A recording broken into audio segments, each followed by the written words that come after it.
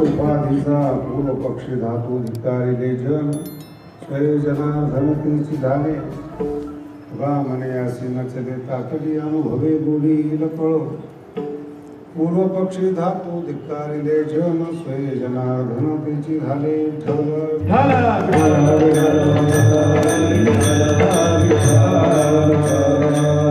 भगवान श्री ज्ञानोबा यांच्या समाधी सोहळ्यानिमित्त आपण सगळे एकत्रित आलेलो आहोत आणि हे एक जगातलं सगळ्यात मोठं आश्चर्य आहे की एक ज्ञानोबराय आहेत आणि ज्ञानोबरायांच्या भेटीसाठी श्रद्धेपोटी आपण सगळे एकत्र एका मताचे एका मतात न राहता जमतो. आळंदीला जेवढे जमतात ते सगळे ज्ञानोबाईला मानतात याच्यात एक मत आहे, पण मानायचं कसं आहे याच्यामध्ये मतभेद आहे. संत्रा असताना बाहेरून एकच दिसतं, आतमध्ये प्रत्येक फोडी वेगळ्या वेगळ्या असतात. तसा हा सनातन धर्म आहे, बाहेरून एकच दिसतो हिंदू, त्या आतमध्ये शाखा संप्रदाय जातीभेद मतभेद द्वैत अद्वैत किती प्रकार आहेत त्याच्यामध्ये. आणि जी ती फोड सेपरेट सगळ्यामध्ये गोडी एक आहे,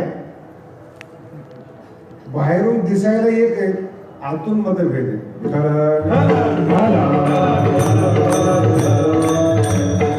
आणि सगळे एकत्रितच असतात. वारकरी संप्रदायामध्ये विशेषतः भगवान श्री ज्ञानोबरायांनी जेव्हा संप्रदायाची निर्मिती केली, उभा केला संप्रदाय, त्यावेळेस मतभेद होते अशातला काही भाग नाही.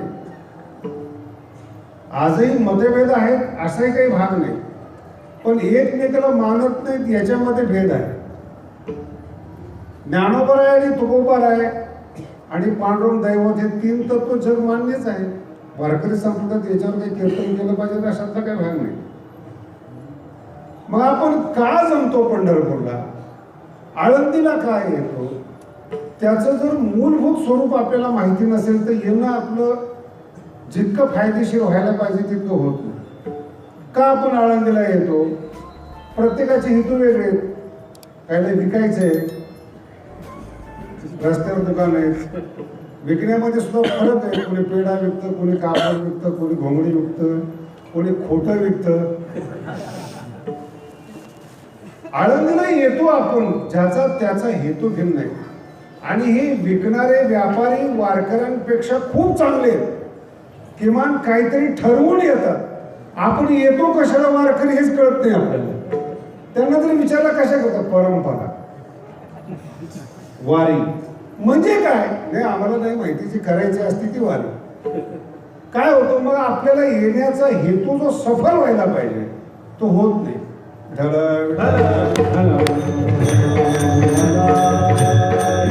सफल होत नाही येतो येण्यामध्ये. मग ठरवून जर तुम्ही आलात तर मग तुम्हाला काही ना काहीतरी आशेचे किरण दिसू शकतात. उदाहरणार्थ तुमचं एखादं काम आहे, ते कुठेही असेल, मंत्रालयात असेल, पोलीस स्टेशनला असेल, श्रीमंताकडे असेल, सावकाराकडे असेल, त्याला भेटायला जात असताना ठरवून जातात की मला हे काम याच्याकडून करून घ्यायचं. करेल न करेल हा नंतरचा भाग आहे. पण कोणत्याही माणसाला भेटायला जात असताना किमान आपल्यामध्ये व्यावहारिकपणा असतो. किमान काय या माणसाला भेटायचं, काय या माणसाला मानायचं, काय या माणसाकडे जायचं, किती वेळ द्यायचा, हा फार महत्वाचा भाग आहे. आणि मग जे काम तुमच्या मनामध्ये आहे ते काम ज्याला करता येतं तो माणूस, त्या माणसापर्यंत नेणारा प्रॉपर माणूस. मी जरा चांगला शब्द वापरलाय,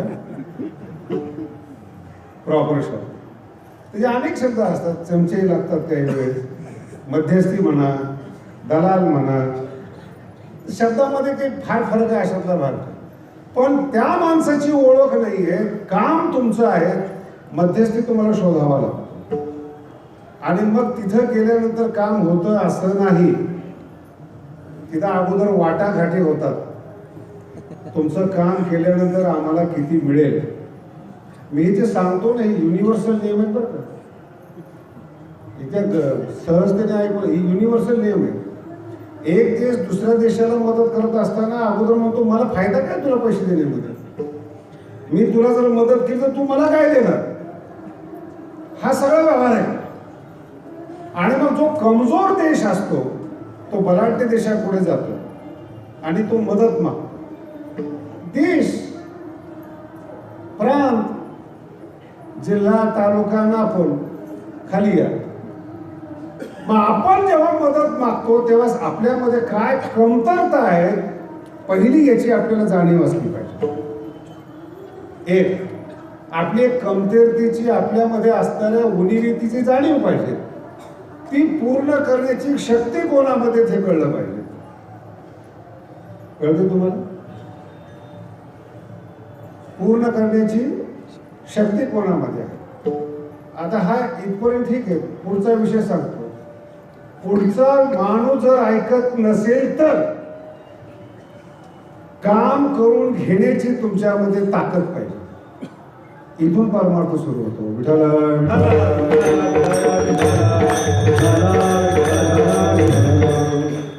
लक्ष देऊन कीर्तन आहे का बरं. परमार्थ सुरू कुठून होतो? तुमच्यामध्ये ताकद नाहीये आणि तुम्हाला मदत पाहिजे, याचं नाव आहे संसार. तुमच्यामध्ये ताकद आहे आणि काम होत नाही, काम करून घेण्याची ताकद तुमच्यामध्ये निर्माण झाली पाहिजे, याचं नाव आहे परमार्थ. याच्याकरता आळंदीला यायचं काही कारण नाही. आणि हे होत नसेल ना, आले तसे परत का ज्ञानेश्वरी वाचतो? आपली प्रतिभा वाढली पाहिजे. ते काही पुस्तक नाही आहे. ते वाचण्याचा मागचा हेतू मेरा तर माझ्या बोलण्याचा फार राग मानू नका बरं. मला फार गमती हे जे महात्म्य वाचतात ना, याचं महात्म्य, त्याचं महात्म्य, त्याचं. मला सांगा कुणाचा मूर्खपणा केलाय? बोला ना. आम्ही या महात्म्याचे 108 पारायण केले, ह्या महात्म्याचे आम्ही असं केलं, हा ग्रंथ आम्ही वाचला, हा ग्रंथ आम्ही लावला.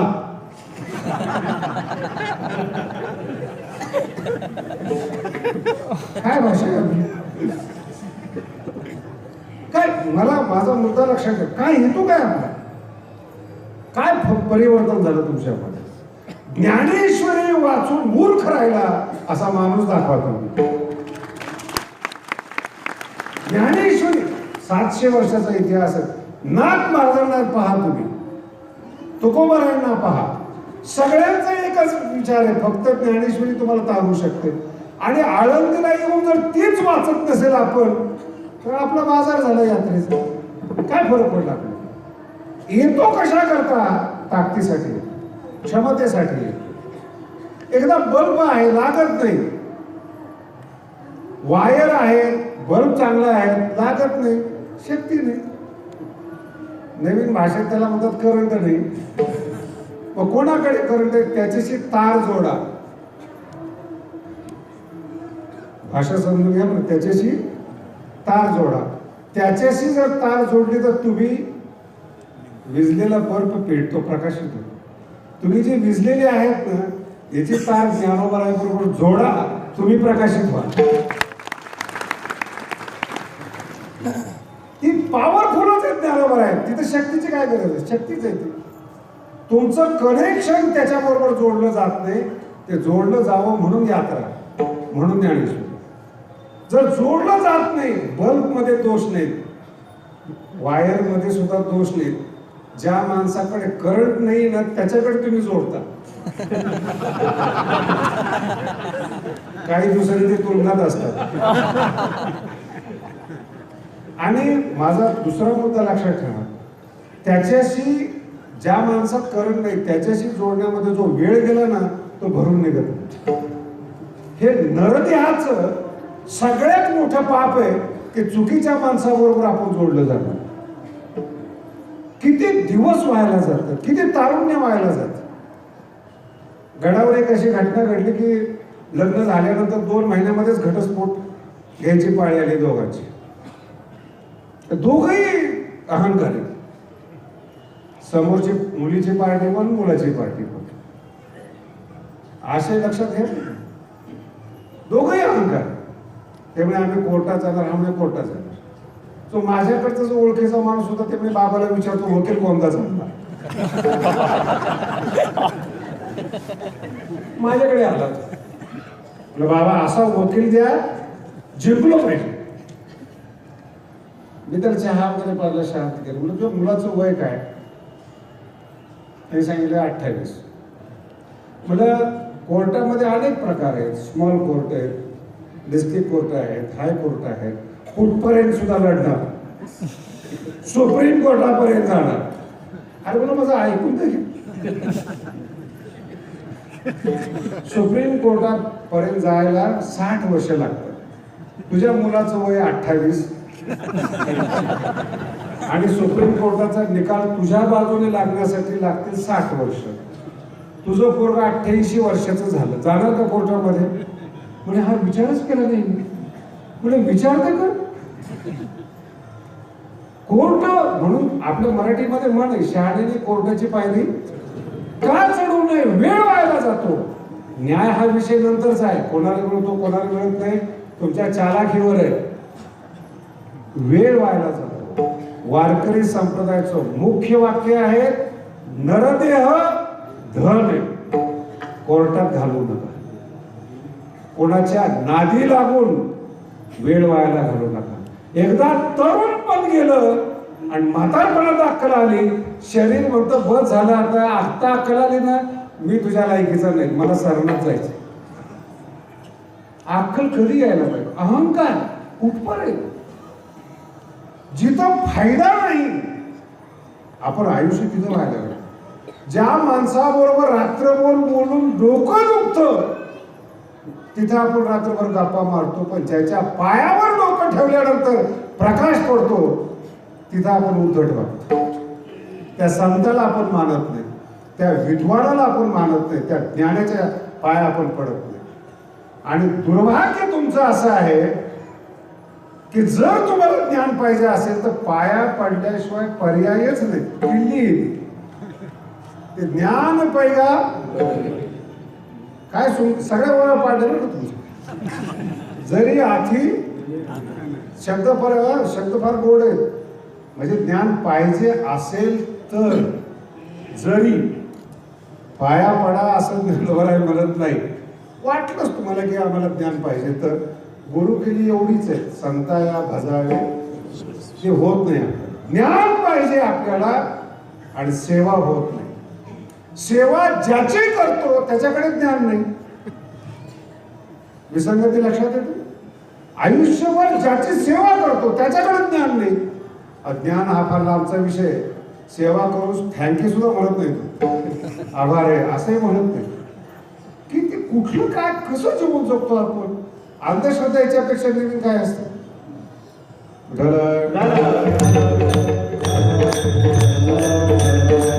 म्हणून मुद्दा लक्षात ठेवा, काम होत नसेल, काम करून घेण्याची क्षमता ताकद तुमच्यात आली पाहिजे. आणि ती ताकद या संसारामध्ये सगळ्या ठिकाणी सगळ्या प्रकारामध्ये ताकद आपल्याला जाणीव होत नाही. आळंदीला येण्याचं मुख्य कारण ज्ञानोबराय शक्ती संपन्न. ठीक आहे, कधी ना कधीतरी कृपा करतील, आपली आशा आहे, भावना आहे, श्रद्धा आहे. पण येण्याचं मुख्य कारण ते ज्ञानोबराय शक्ती संपन्न. जसं तुम्हाला मी मगाशी सांगितलं, मंत्रालयात जा, पोलीस स्टेशनला जा, ते शक्ती संपन्न आहेत म्हणून जातो आपल्या कामाच्या निमित्ताने. शक्ती सगळ्या ठिकाणी आहे. बिना शक्तीचा माणूस नाही. दुर्भाग्य आहे आपण शक्ती संपन्न व्हावं फक्त संत सांगतात, बाकी आपला वापर करतात. आपल्याला बलवान बनवणारे संत आहेत, बाकी आपला वापर करतात. त्यांचं काम पडू द्या बरं. तुमचं कोणतेही जवळच्या माणसाचं काम असो, सोयऱ्याचं काम असो, मग त्यांची गोड भाषा बघा तुम्ही. कर्णाचा अवतार तुम्हाला तुमच्यासारखा माणूस नाही हो सज्जन पृथ्वीवर. आम्ही तर फार आशा घेऊन तुमच्याकडे आलो होतो. मग आजच आठवलं का ते? आतापर्यंत पाहुणा नव्हतो का, सोयरा नव्हतो का? माझा शब्द ताकद लक्षात ठेवा. काय तुमचा वापर करण्यासाठी तुमच्या बिंदूमध्ये घाण टाकली जाते. नाही त्या गोष्टीवर विचार केला जातो. महाराष्ट्राच्या संस्कृतीमध्ये मी तुम्हाला सांगतो, ज्ञानोबांचं जीवनचरित्र सांगत असताना ज्ञानेश्वरी विद्यापीठीय स्तरावर शिकवलीच जात नाही, वाद शिकवले जातात. ज्ञानोबा कोण आहे, त्याच्या वडिलांनी काय केलं, त्यांनी काय केलं, तुम्ही याच्यामध्येच फिरत राहता. त्याने काय लिहिलं हे तुम्ही ऐकत नाही, ते सांगत नाही जिथं फायदा आहे. आता मला सांगा, 10 माणसं चर्चा करत बसले ज्ञानोबांचे वडील कोण आहेत, काय काही तपास लागणार आहे? गल्लीमध्ये मर्डर झालेला असतो, कशामुळे झाला ते लवकर तपास लागत नाही. आणि 700 वर्षापूर्वी तुम्ही चौकशी करणार? एवढं मोठं डोकं असलं तर मग तुम्ही ब्रह्म झाले असते, कीर्तनाला यायची गरज नाही तुमची. काय मेंदूत काय टाकलं जातं तुमच्या मेंदूमध्ये, कसा दिशाभ्रम केला जातो. आणि तो भ्रम कोणा आहे का, तो भ्रम काढण्याची ताकद तुमच्यात होत नाही. आणि ताकद तुमच्यातच पाहिजे. त्यांनी परमार्थ करावा, त्यांनी माळ घालावी. भीक मागण्यासाठी परमार्थ नाहीये, उपदेशासाठी परमार्थ नाही. तुम्ही बलवान व्हावे याच्यासाठी परमार्थ. आणि तुमचं काम होत नसेल, तुम्ही ताकद वापरा. पहिल्या चरणात देवती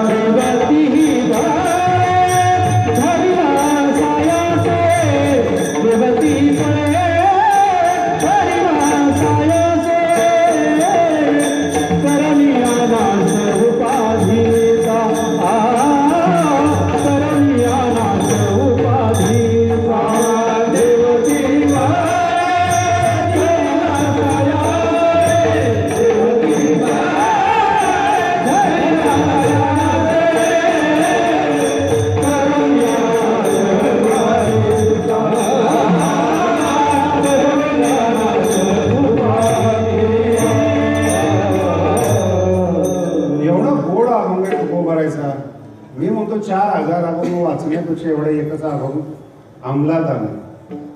खूप गोड अभंग आहे, 3 चरणी पण सुंदर अभंग आहे तुकोबारांचा. अभंगाचा अर्थ बघा कसा, देव तीही बळे धरीला सायासे. बळे शब्द, बळे म्हणजे ताकद, जे तुम्ही आतापर्यंत ऐकत. कोणत्याही माणसाला देव भेटत नाही, कोणत्याही माणसाला. देवच काय, काहीच भेटत नाही. पैसा सुद्धा भेटत नाही, विद्या भेटत नाही, सायास करावेच लागते. माझा मुद्दा लक्षात ठेवा. आणि हे संत अत्यंत बुद्धिमान आहेत. इतके छोटे शब्द असतात पण फार प्रभावी शब्द असतात. सायास हा माणसाच्या जीवनाचा आत्मा आहे, त्याला प्रयत्न म्हणतात ज्ञानेश्वरीमध्ये. नाही जमत तुम्हाला, झुकून द्यावं लागतं, प्रयत्न करा.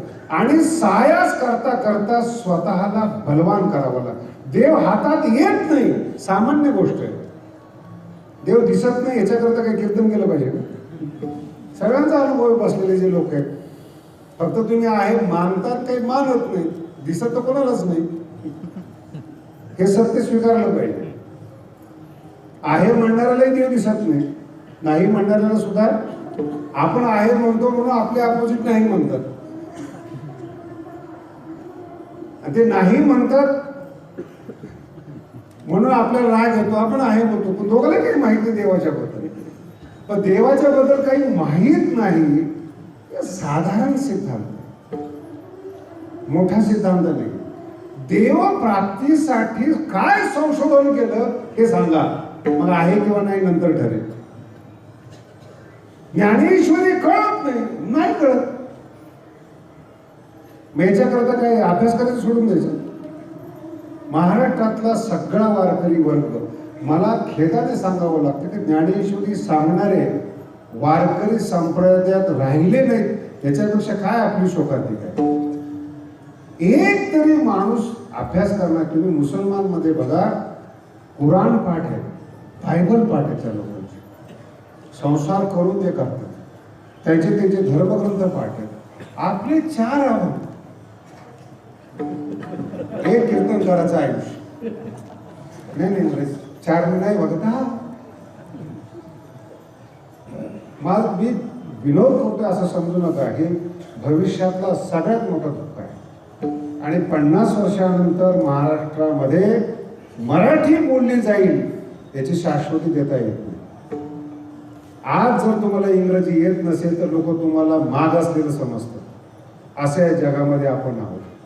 आणि पुणे मुंबई सगळी मुलं कॉन्व्हेंटमध्ये शिकतात. मराठीत लिहिता येत नाही, वाचणार काय ज्ञानेश्वर? कुठल्या धर्मामध्ये आपण वागतो, कशी वारी करतो आपण? आज तुम्ही माझ्यासमोर तपासून पहा, तुम्हाला 10 शिकलेली माणसं भेटणार नाही कीर्तनामध्ये. फक्त परंपरेने येणारे आणि श्रद्धा असणारे माणसं आहेत. आपलं बरोबर आहे, परंपरा टिकणार कशी जी परंपरेला मानतात? आणि ते पुढच्या पिढीला समजून सांगू शकत नाही की ज्ञानेश्वरी चांगली नाही, कारण की त्यांना दुसरे संस्कार मिळालेले.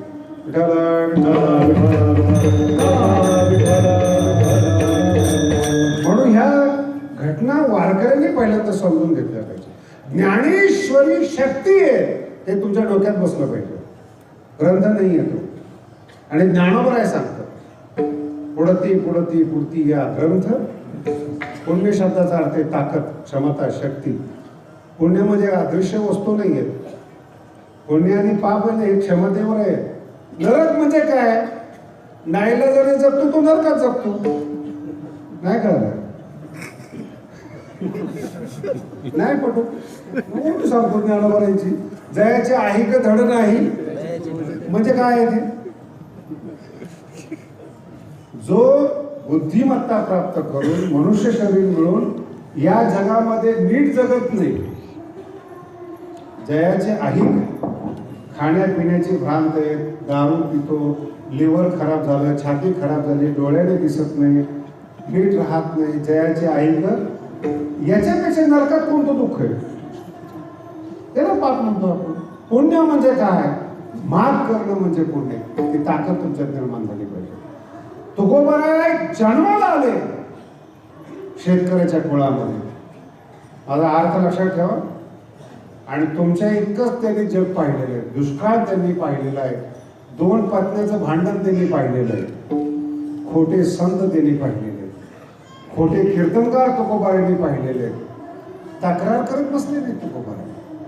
बलवान होत गेले. इतके बलवान झाले तुकोबाराय, त्यांची आरती तेच माणसं करतात ज्यांनी गाथा बुडवला. कोण आरती करतात? तुकिता तुलनेसी ब्रह्म तुकासी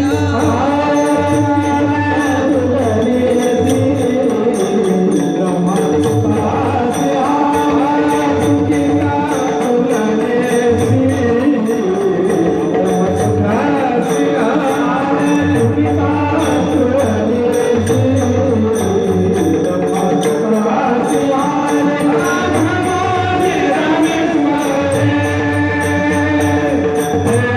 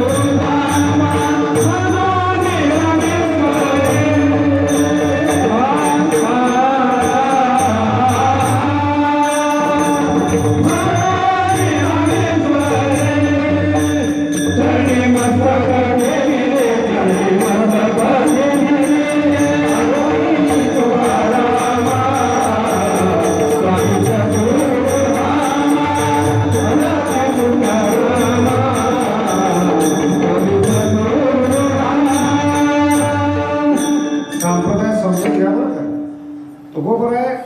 रामेश्वर भट्टाने आरती केले म्हणून मोठे नाही, आरती करावी लागली, तो नाईलाज आहे. ब्राह्मण कुठे शेतकऱ्याची आरती करतो का? कधी बघितलं? पाय पडताना तरी बघितले का तुम्ही? शक्य आहे. आरती करण्याचा नाईलाज होणं याचं नाव तुकोबराची ताकद आहे, शक्ती आहे. आणि एवढे हा मनुष्य आहे. रामेश्वर भट्ट मनुष्य आहे. शब्द नीट ऐका. शेतकऱ्यातली जगद्गुरु तुकोबरा, रामेश्वर भट्ट झुकणं मनुष्य आहे. काळ गुलाम सलाम करी तुकया घरी, ही ताकद आहे. त्याला ताकद नव्हतं. काळ 10 दिवस झळकतात, सत्ता गेली की असलं काळ नाही. काळावर मात 400 वर्षात तुकोबराचं नाव अजरामर आहे. काळ नावाला हरवू शकला नाही, ही ताकद आहे. काळ गुलाम नाईलाजानं आरती करायला लागली. माझा आशय पकडण्याचा प्रयत्न करा. आरती मोठी नाही आहे, झुकणं सुद्धा कपटीपणा असतो.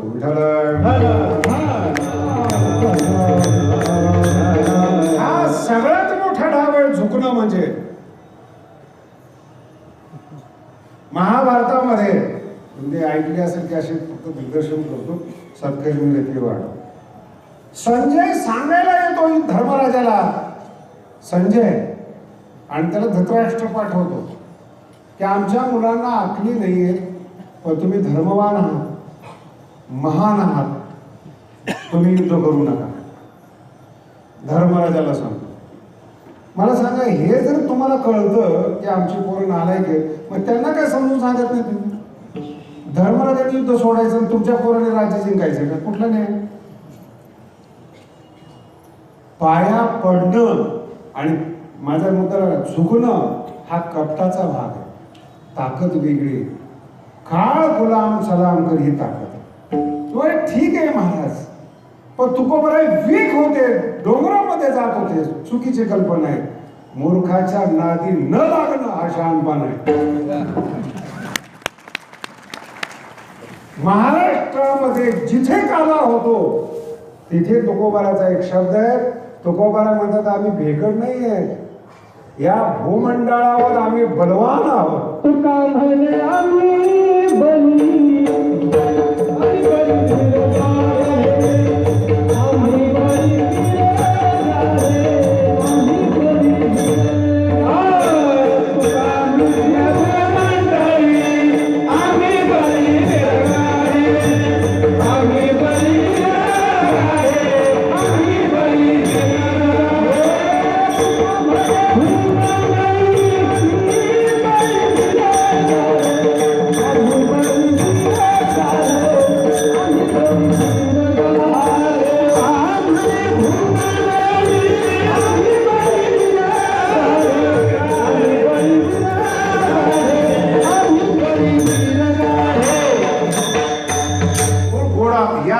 शिवाय काला होत नाही.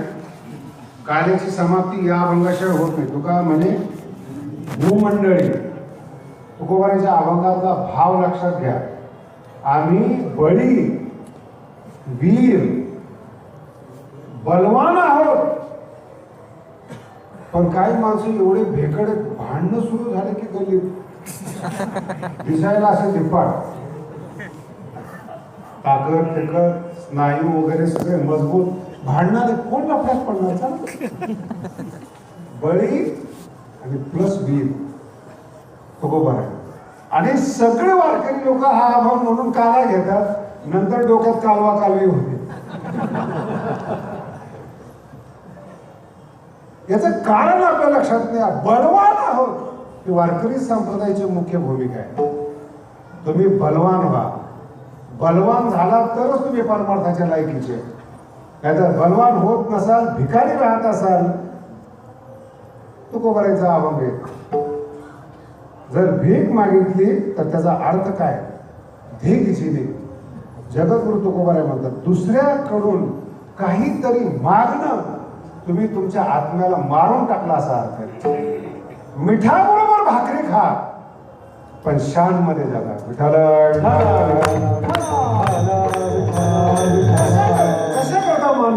लग्नामध्ये रुसून बसतात लोक. अरे तू मानाच्या लायकीचा असता तर पत्रिकेत नाव टाकलं असतं रे.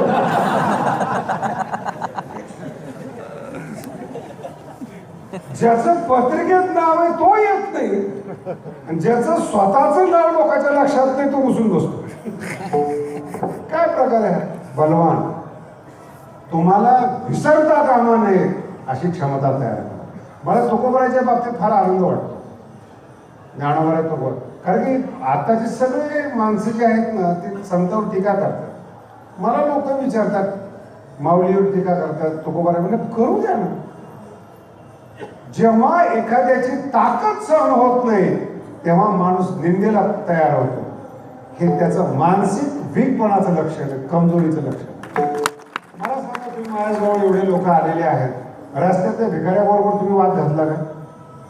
चर्चा केली का? जाताना एखादं दुकान असेल, नाही चर्चा करत तुम्ही.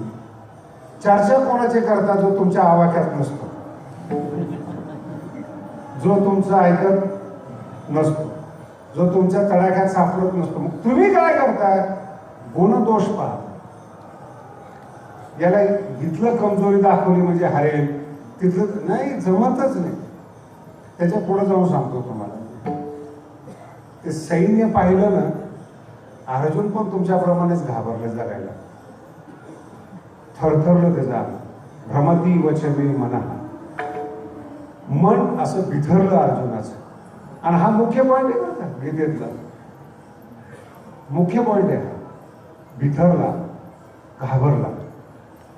अर्जुनाने घाबरल्यानंतर काय करावं? काय तत्वज्ञान सांगितलं. आपण दीक्षा घेतलेली बरी, संन्यास घेतलेला बरा, आणि असेच लोक परमार्थात जास्त येतो. कुठेतरी बोलू का, प्रेम भंग झालेला असतो, धंद्यात तोटा आलेला असतो, घरातून हाकलून दिलेला असतं. ती लोक जेव्हा कीर्तनकार होतात, काय समाजाचं उत्थान करणार आहे? उलट सांगतात ते, भांडण करू नका. युद्ध म्हणजे काय? गीता ही घरात सांगितलेली वस्तू आहे ना. कधीतरी अभ्यास करा ना तुम्ही. गीता ही सांगितली कुठं? तिथं भांडण आहे, युद्ध आहे, मरणाचा प्रश्न सांगितला आहे. आणि जगद्गुरु भगवान श्रीकृष्ण आशीर्वाद देतात, अर्जुना मेला तर मला आनंद होईल, पण संन्यासी झाला तर आनंद होणार नाही. नाही कळलं? मेला तर हतोवा, मेला तर आनंद होईल, पण संन्यासी झाला तर आनंद होणार नाही. आणि तुम्ही कोणाच्या पाया पडता? काय आखलीत का? संसारातून पळून गेलेल्या माणसात त्याला तुम्ही विचारता संसार कसा करावा? त्याला जर समजला असता,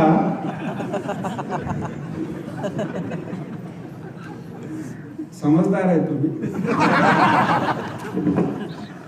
करंट, आपली तार जिथं करंट नाही तिथं जोडतो, मुद्दा विसरू नका.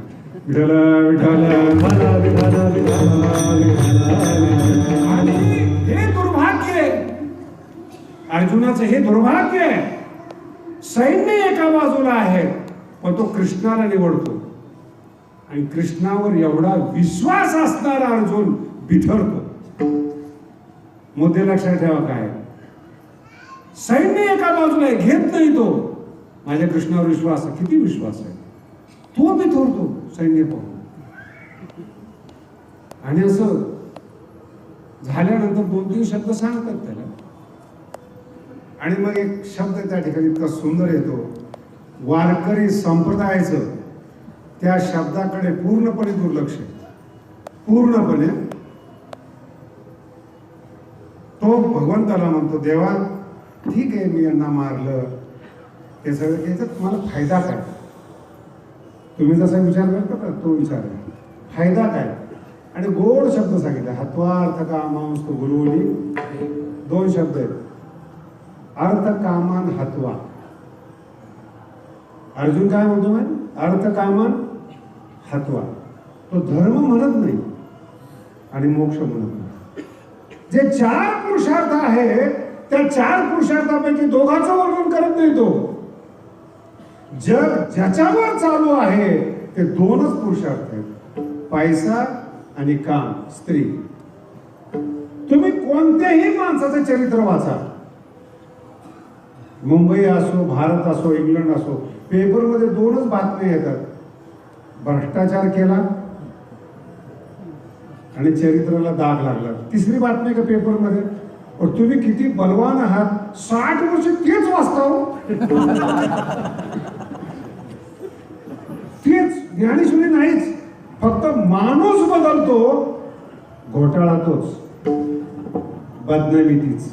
माझा मुद्दा हे 5000 वर्षापूर्वी तिथे मध्ये आलेले. हत्वार्थ कामांस्तु, अर्थ कामान हत्वा. पैशासाठी आणि भोगासाठी गुरुला मारणं हे मला परवडत नाही, पण हृदय आहे ते अर्जुनाचं हृदय. अर्जुन म्हणतो मला पैशासाठी, अर्थ कामान, पैशासाठी आणि कामासाठी मला मारायचं नाही, पण तो या जगातलं गंभीरता आहे, सिद्धांत आहे, त्याच्यावरच जग चालतं. हे अर्जुनासारखा बोलतो राजकारणी माणूस, वारकरी नाही तो. चला चाललंय तसं नाही, व्यावहारिक येतो आणि तो सांगतो अर्थामध्ये ताकद.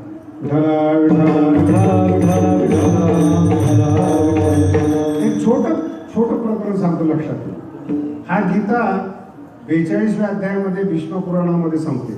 भीष्म पर्वामध्ये, महाभारताच्या भीष्म पर्वामध्ये 42 अध्यायापर्यंत हा श्लोक म्हणजे गीता आहे. 43वा अध्याय सुरू होत असताना अर्जुन तयार होतो युद्धाला. समजून घ्या बरं का, अतिशय महत्वाचं आहे, तुम्हाला पटेल हा सिद्धांत. आणि तो हातात धनुष्यबाण घेऊन तयार होतो, धर्मराज शस्त्र टाकून देतो. यांनी ते धनुष्य सोडलेलं होतं, तो धरतो आणि धर्मराज सोडून देतात शस्त्र. आणि काहीही अंगावर कपडे नसते, कपडे सोडून शस्त्र नसताना खाली उतरतात आणि एकटे भीष्माच्या दिशेने चालायला लागतं. त्याच्या पाठीमाग भीम चालायला लागतो, त्याच्या पाठीमागे हे दोघं. अर्जुनाच्या लक्षात आलं 4 जण तिकडे गेले, मग आपली पार्टी कुठे. तो त्याच्या पाठीमागच जातो, 5 जण जातात. कोणाला काहीच नाही महाभारतामध्ये. मला काही काही गोष्टीचे थोडं आश्चर्य वाटतं. आमचे उखळीकर महाराज फार त्याच्यामध्ये रसिक आहेत, सांगत नाही मी. त्याच्यामध्ये जेव्हा वर्णन आलं त्यावेळेस मी उखळीकर महाराज माझ्या समोर आले, नेमक्याच कीर्तनाला बसले. ज्यावेळेस हे धर्मराज जातो शस्त्ररहित अवस्थेमध्ये भीष्माचार्याकडे, कौरवाचे सैनिक एवढा आनंद मानतात, घाबरले, क्षत्रिय कुलाला कलंक आहे. आणि काय काही सैनिक अंगातले कपडे काढून अशी फिरवत होते. कळालं तुम्हाला?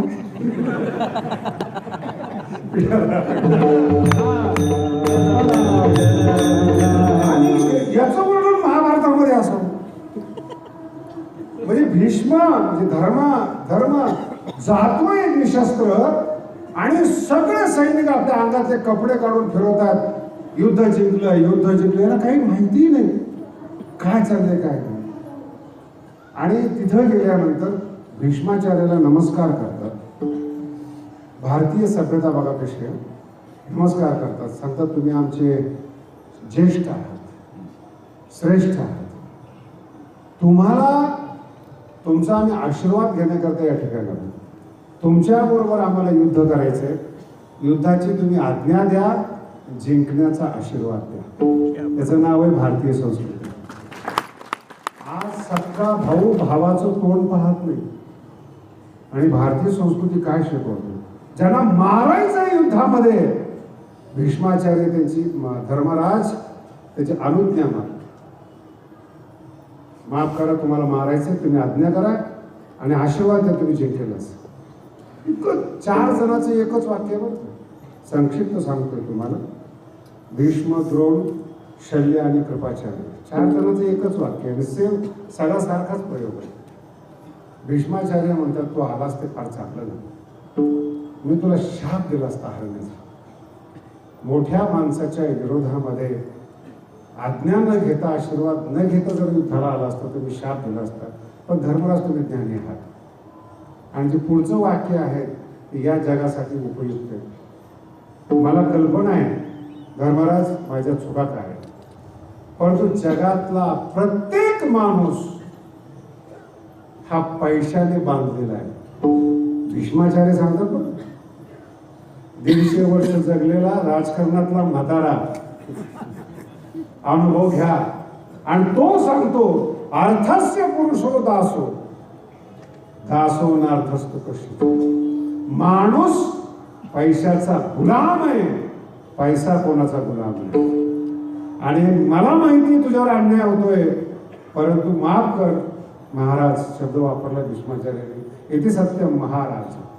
धर्मराज मी महाराज आहात, मी खरं खरं सांगतो, मी कौरवांचा पैसा घेतलेला आहे. बध्योस्म्यर्थे न कौरवे.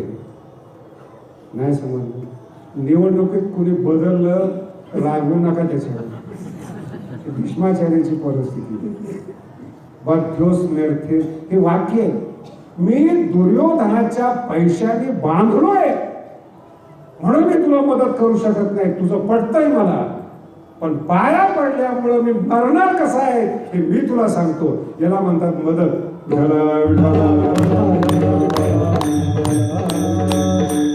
जे माझे मुद्दे विसरू नका बरं का. जे काम होत नाही, द्रोणाचार्याला मारता येत नाही आणि भीष्माचार्य स्वेच्छामरणीय. हा, भीष्माचार्याला मारता येत, द्रोणाचार्य हातात धनुष्य असेपर्यंत त्यांना कोणी आणि कृपाचार्य तर चिरंजीव आहे. पण जे काम होत नाही, पाया पडण्यामध्ये एवढं सामर्थ्य आहे, आम्ही मरो कसं हे त्यांनी सांगावं. याला म्हणतात विनम्रतेची शक्ती.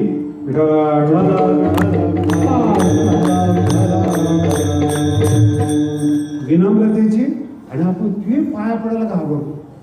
पाया पडलं तर हा मोठा विकार तुला कोण विचारते? पाया पडून कोणाचा उद्धार केलाय? विनम्रतेची ताकद. ही ताकद आहे. केवळ अंगावर जाणं ताकद नाही. तुमचं काम बळे सायास आहे. त्या प्रयत्नामध्ये तर्क पाहिजे, त्या प्रयत्नामध्ये गांभीर्य पाहिजे, त्या प्रयत्नामध्ये दूरदृष्टी पाहिजे. भीष्माला जिंकताच येत नाही. परशुराम जिंकू शकले नाही. कोण? धर्मराज. हे ज्याला माहिती आहे त्यांना माहिती तेच सांगतील. त्यांचा आशीर्वाद त्यांच्या मारण्याकरता उपयोग करावं याला म्हणतात धर्मराज. याला म्हणतात डोकं मारण्यासाठी. कृपाचार्याचं ते वाक्य, शल्याचं ते वाक्य. हे लढतात दुर्योधनाच्या बाजूने आणि मदत करतात पांडवाला. पण शत्रूच्या पक्षात राहून आपल्याला मदत करावी इतकी आपली लायकी चांगली असावी. घरातला माणूस शत्रूला मदत करतो हे आपलं घर, आणि शत्रूच्या घरात राहून आपल्याला मदत काय? त्याच्यापेक्षा कष्टाचं सांगतो मी. काय असते वाईट लोक कसे असतात एक मुद्दा सांग. हे जेव्हा पाया पडायला गेले तेव्हा भगवान श्रीकृष्ण कर्णाकडे जातात. कर्ण युद्ध करत नाही. कर्णाची प्रतिज्ञा काय? जोपर्यंत भीष्म आहे तोपर्यंत मी युद्ध करणार नाही. कळतं तुम्हाला काय अर्थ होतो? जोपर्यंत भीष्म आहे कर्ण म्हणतो मी युद्ध करणार. म्हणजे कर्ण भीष्माच्या मरण्याची वाट पाहतो. अशा पक्षाचा आयुष्यात कधी विजय होईल? कधी गंभीरता घ्या जीवनामध्ये. कर्ण म्हणतो भीष्म असेपर्यंत मी युद्ध करणार नाही. म्हणजे कर्णाची काय इच्छा आहे? कोण मरावं? मग ज्याच्या पक्षातली लोक ठरवतात की माझ्या पक्षातला माणूस मेला पाहिजे, त्याच्यापेक्षा वाईट काय जगामध्ये? आणि मग कृष्ण म्हणतात अरे तू लढत नाहीस ना कर्ण. हो नाही लढत. मग आपलं काय धर्मयुद्ध आहे. जोपर्यंत भीष्म आहे तोपर्यंत तू लढणार नाही. मी एक काम करणार, भीष्म असेपर्यंत आमच्या बाजूनी लढ. त्याचं नाव आहे कृष्ण.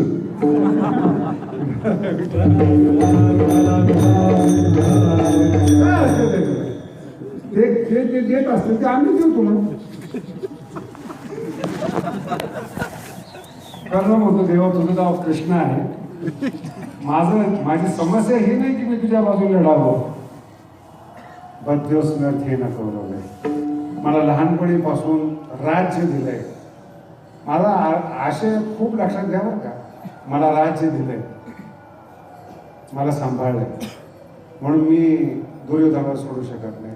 इथे बसलेल्या सगळ्या वारकऱ्यांना सांगतो, वाईटाचं खाऊ नका, करण्यासारखी अवस्था होईल. दोस्ती लांब राहिली, खाऊ नका. कारण की ते परतफेड जेव्हा मागतात ना वाईट लोक, त्याच्या इतकं वाईट काहीच नाही. हे सगळं संत आहे. तो ज्ञानोबरायांनी तुकोबरायांनी ह्या लोकांनी कर्णाची बाजू घ्यावी. भीष्माचार्य ज्याला परशुराम हरवतो त्याने दुर्योधनाची बाजू. कसला धर्म कसलं काय आले. बद्धोस्मर्थीनं कवरले, पैशाने बांधले गेलेले लोक आहेत. विठाला ही ताकद आहे, ही शक्ती आहे. कामाची एक शक्ती आहे. जसं अर्थाची ताकद आहे ना, आता कामाची शक्ती काही फार चांगलं आळंदीमध्ये चांगलं वाटणार नाही. काही जेवढ्या बाया बसलेल्या आहेत त्यांना आपल्या मुलाच्या बाबतीत जो अनुभव आहे तीच शक्ती म्हणायची. लग्न होईपर्यंत आई असते आणि बाई आल्यानंतर आई विसरतात. कोणाची ताकद आहे ती? कामाची. काम इतका प्रबळ आहे, काय सांगायचं तुम्हाला, याच्यात वर्णन करू नये. केवळ रूप मोहिनीचं होतं. रूप समुद्र मंथनामध्ये मोहिनीचं होतं. अमृत सोडतात लोक. नाही कळलं. ज्ञानेश्वरी अमृत आहे हो. मोहिनी असल्यामुळं पण. आणि जी लोक मोहिनीवर भाळतात राक्षस असतात. ह्याच्या काही गणित करायचं काम आहे का आपल्याला? वारकरी नाहीच. आणि हे दोन शब्द आहेत, हत्वार्थ कामांश. गीतेतला महत्वाचा शब्द. हत्वार्थ ताकद आहे, ती कोणालाही वेळा बनवू शकते. इतकी कामाची ताकद आहे. स्पर्धा आहे ती. मला सांगा, तुम्ही सगळ्या स्त्रिया असतात, सगळ्या पृथ्वीमधून जन्माला आलेल्या असतात, सगळ्या असतात. विश्वसुंदरी म्हणजे काय? जी स्त्री नीट वागत नाही ती हिरोईन असते. आणि तिचे फोटो आपल्या घरात लावतात देवादिकाच्या ठिकाणी. काय माणसं असतील ती? कधी विचार केला की कमी कपड्याचे फोटो तरुण पोरं आपल्या घरामध्ये लावतात. त्याला विचारलं कधी पाहिले का? नाही पाहिले. अरे मी म्हटलं 2-3 ठिकाणी या बाईचं लफडे असं ऐकलं, तिकडे हिरोईन नाही ती. 4-5 ठिकाणी शास्त्रीय असतंच. म्हटलं तुझ्या बायकोनी केलं तर चालेल का? म्हणजे घराबाहेर काढली. आपल्या घरात जे चालत नाही ते यांचं श्रद्धास्थान.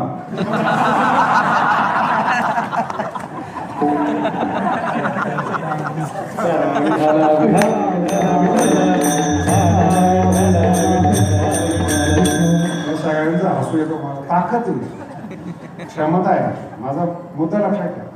आपण या शक्तीच्या अधीन राहतो. आपलं मन सांगतं हे चुकीचं आहे, पण आपण क्रॉस करू शकत नाही, तडपू शकत नाही. जगद्गुरु तुकोबराय म्हणतात, त्यानेच परमार्थ करावा ज्याच्यामध्ये तडपण्याची ताकद. काय तडपलं पाहिजे? दुसऱ्या चरणाचं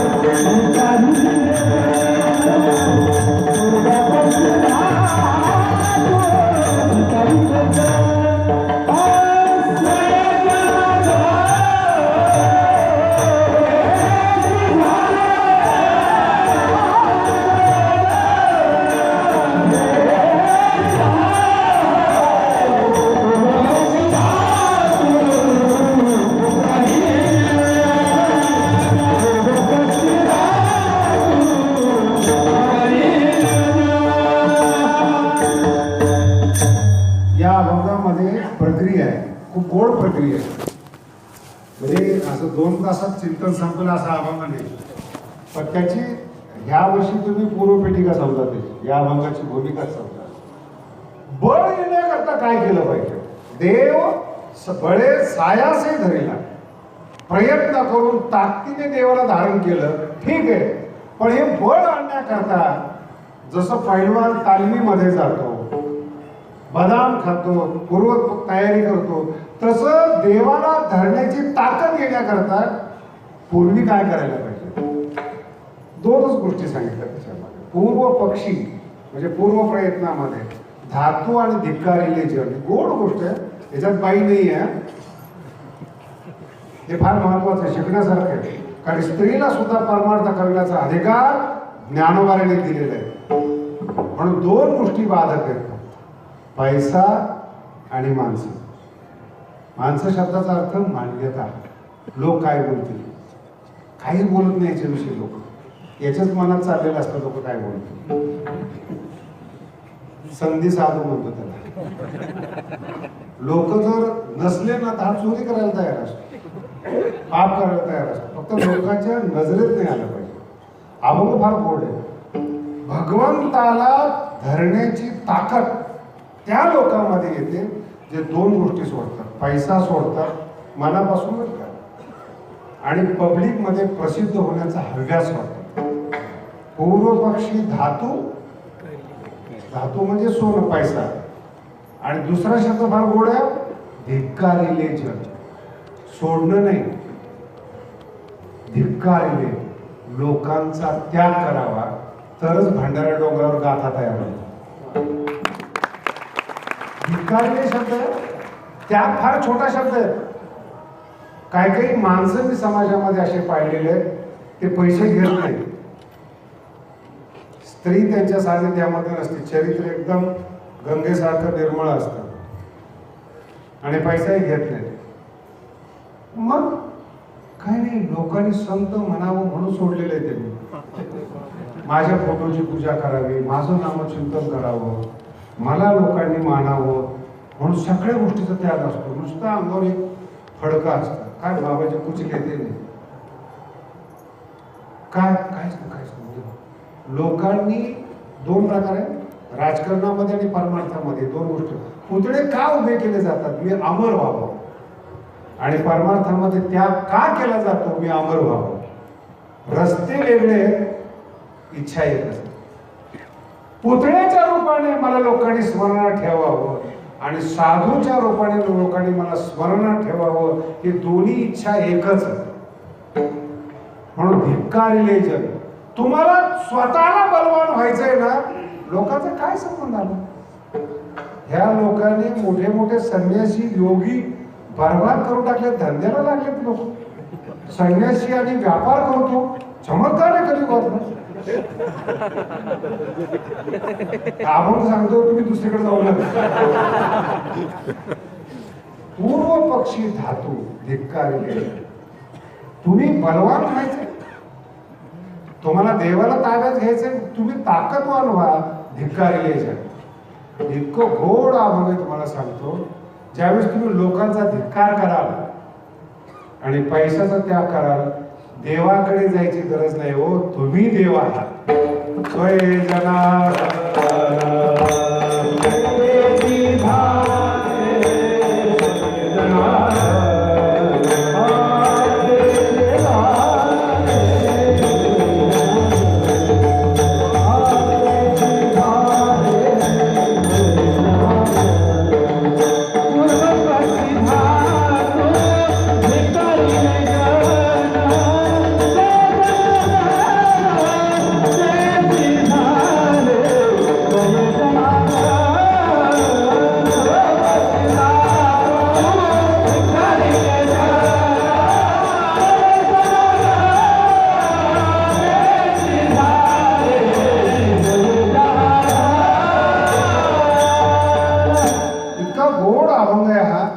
नका देवाकडे जाऊ.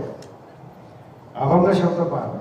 लोकांना धिक्कारा, लोकांचा त्याग करा, धातूचा त्याग करा, देवाकडे जायची गरज नाही. स्वयं जनार्दन तीची झाली.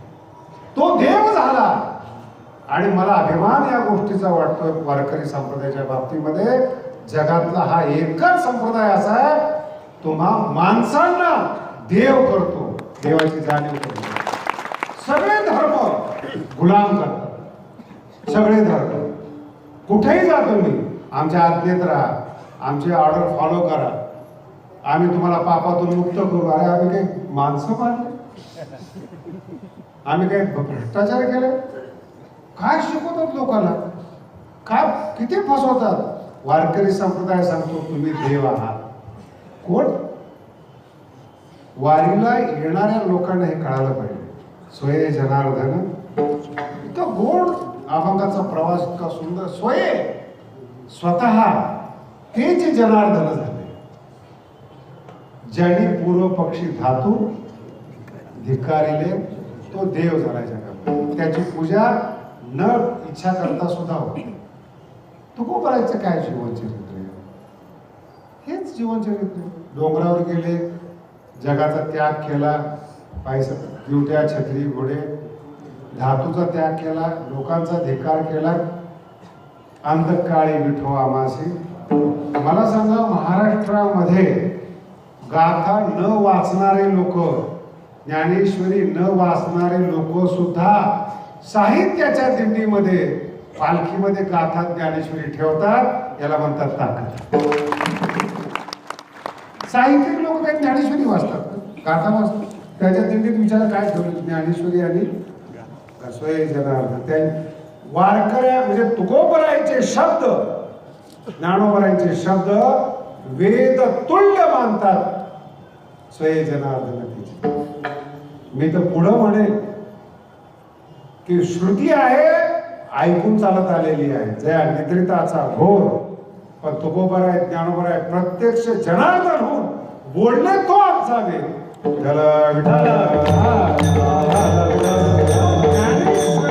ग्रंथ नाही, हे मी पहिल्यापासून सांगतो तुम्हाला. ग्रंथ नाही, शक्ती येते. जनार्दन झालेल्यांचे शब्द आहेत ज्ञानेश्वरी, देवांचे शब्द आहेत. आणि ते शब्द ज्ञानेश्वरी वाचताना तुमच्या बरोबर बोलतात, तुम्हाला शिकवतात लहान मुलाप्रमाणे. तुमच्या अंगावरून हात फिरवतात ते. जरा प्रयत्न करा,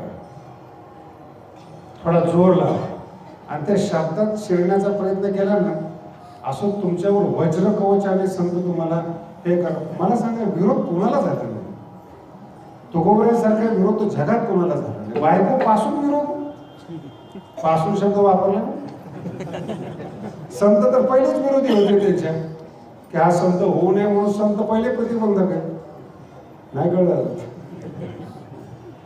संत होऊ नये म्हणून पहिला विरोध कोण करतो तुम्हाला?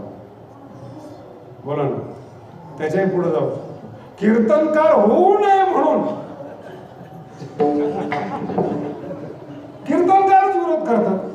त्याला काय येतो? आपलं ऐकू तर दे, काय बोलत ते. आणि मला त्याच्यापेक्षा स्वये जनार्दन तेजी झाले, याच्यापेक्षा वारकरी संप्रदायाचं दुर्भाग्य सांगतो, अभ्यास न करणारेच महाराज प्रसिद्ध झाले.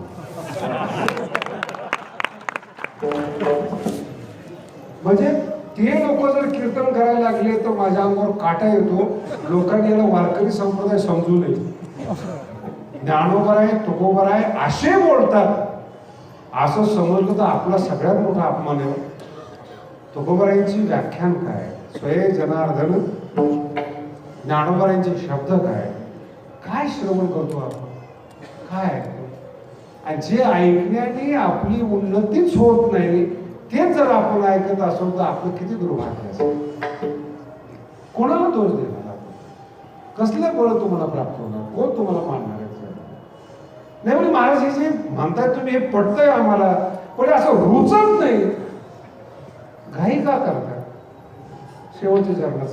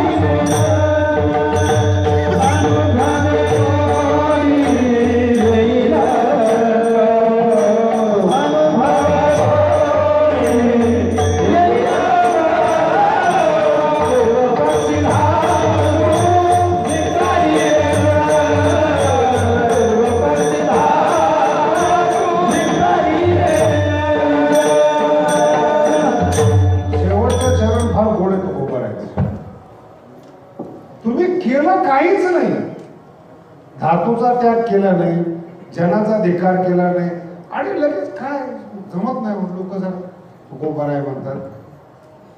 हळू तुका म्हणे यासी देव व्हायचंय ना तुला, काय गोड शब्द आहे बघा, देव व्हायचं ना तुला, नचले तातडे. 2 वारींमध्ये कीर्तन का?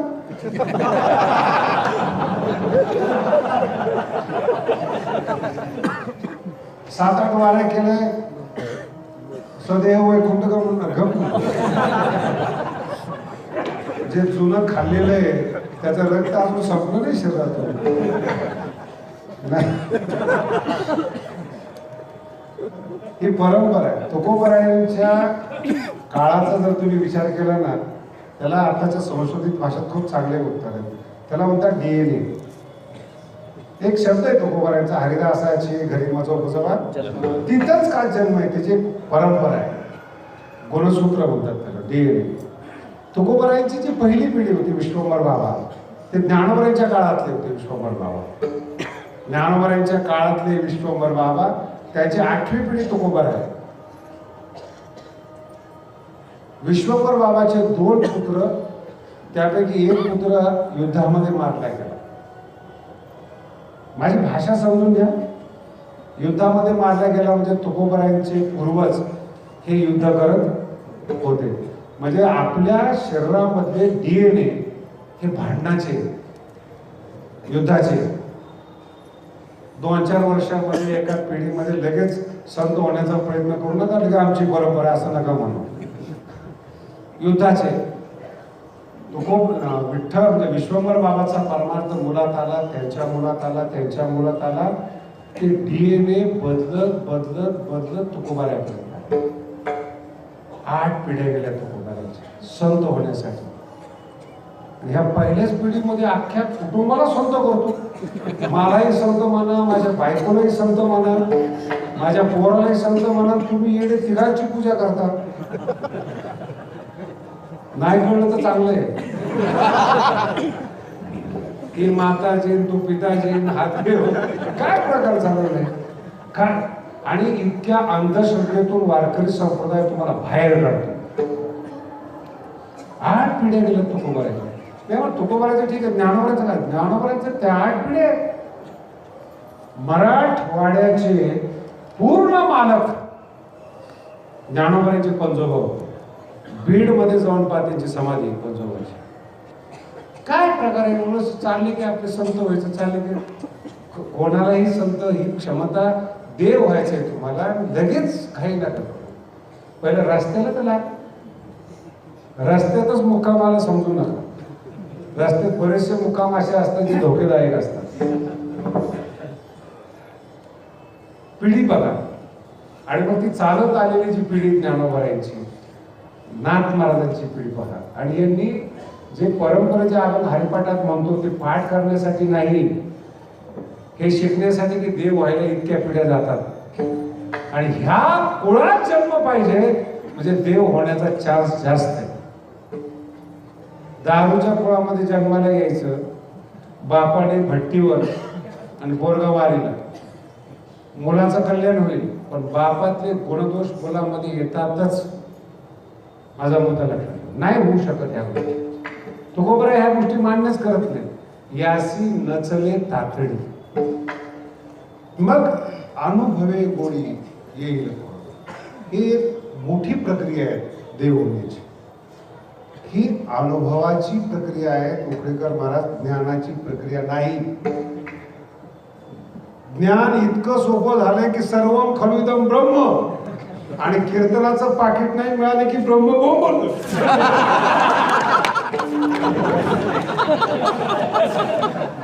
आपण काय सांगितलं आता, सर्वम खलुदम, आणि लगेच कसं अनुभवे गोडी येईल.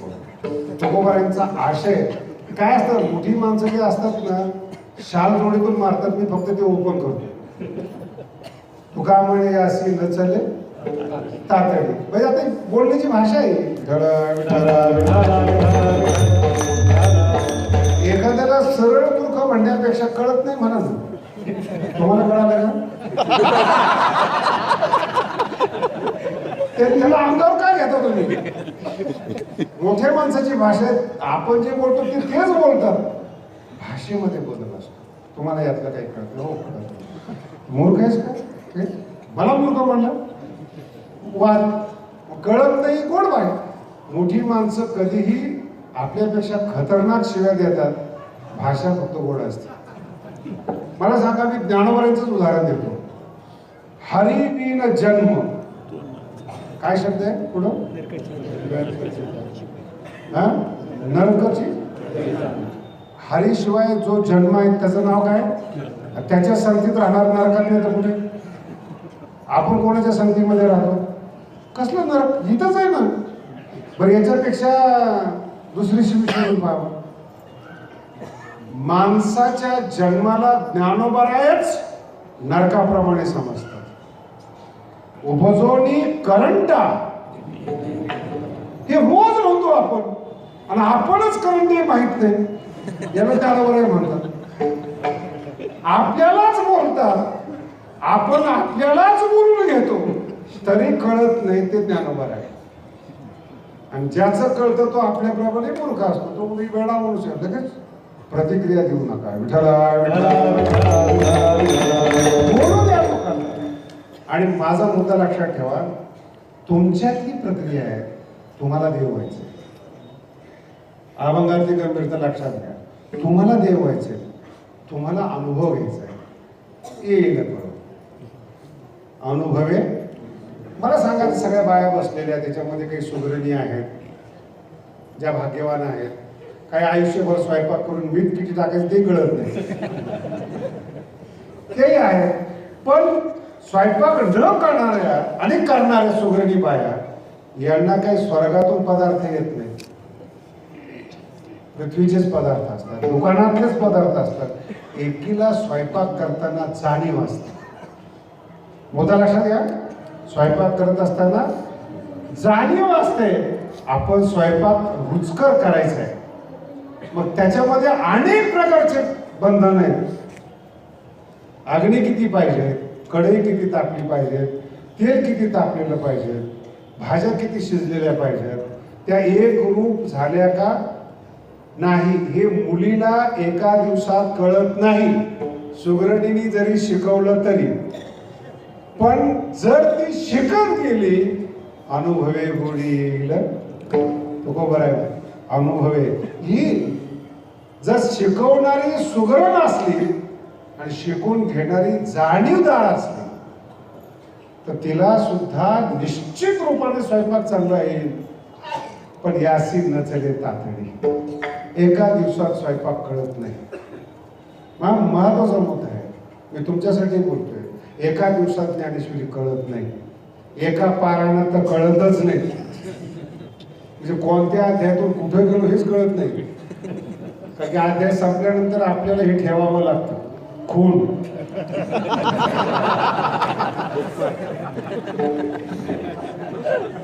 गोवी आपल्या लक्षात राहत, अनुभवे गोडी येईल. मग आपल्याला कळतं हळूहळू इथपर्यंत विषय झाला, हा विषय त्यात आला. देव होण्याची प्रक्रिया आहे आणि गंभीरतेने घ्या. आणि देव होण्याच्या प्रक्रियेमध्ये तुम्हाला मदत करते ज्ञानेश्वरी. ज्ञानेश्वरीत आपले तार असले पाहिजे, तर आपण प्रकाश होतो. तर आपल्यामध्ये प्रकाश, तन्म, सोमा, हे सगळे शब्द त्या टायमाला येतात. तुम्ही प्रकाशित व्हा. आणि जगातलं पहिलं तत्वज्ञान वारकरी. मला तर माऊलीचा एवढा मोठा अभिमान आहे, वारकरी संप्रदायाचा विशेष करून अभिमान आहे. हे पृथ्वीवरचे पहिले ज्ञानोबराय आहेत. तळागाळातल्या बहुजन समाजाला देव व्हा अशी शिकवण देणारे पृथ्वीवरचे पहिले संत ज्ञानोबराय आहेत. तुम्ही त्याच्या अगोदरचा संत दाखवा, कीर्तन करणं सोडून देतो. माऊलीच्या अगोदर दाखवा तळागाळातल्या लोकांना, तुम्ही देव आहात म्हणून दाखवणार. केवढे महान ज्ञानोबराय. अरे मंदिरात प्रवेश नव्हता. लक्षात घ्या, ज्ञानोबरांच्या काळामध्ये मंदिरात प्रवेश नव्हता. ज्ञानोबरांची क्रांती एवढी मोठी आहे, आम्ही वाळवंटात कीर्तन करू, तिथं देव येईल. देव कुठे येईल? वाळवंट ही बंडखोरी आहे. मंदिरात कीर्तन झालं पाहिजे असं नाही, वाळवंटात करू. आणि वाळवंटात ज्या लोकांना मंदिरात प्रवेश नाही त्या लोकांचा समुदाय गोळा करून तिथं वाळवंटात कीर्तन केलं. आता कोण बंधन करणार? काय ओव्या वाचा तुम्ही 9व्या अध्यायातला, वैकुंठाची केली आहे. वैकुंठात जाण्याची गरजच नाही. ज्ञानोबाने संपूर्ण महाराष्ट्र वैकुंठ करून टाकला.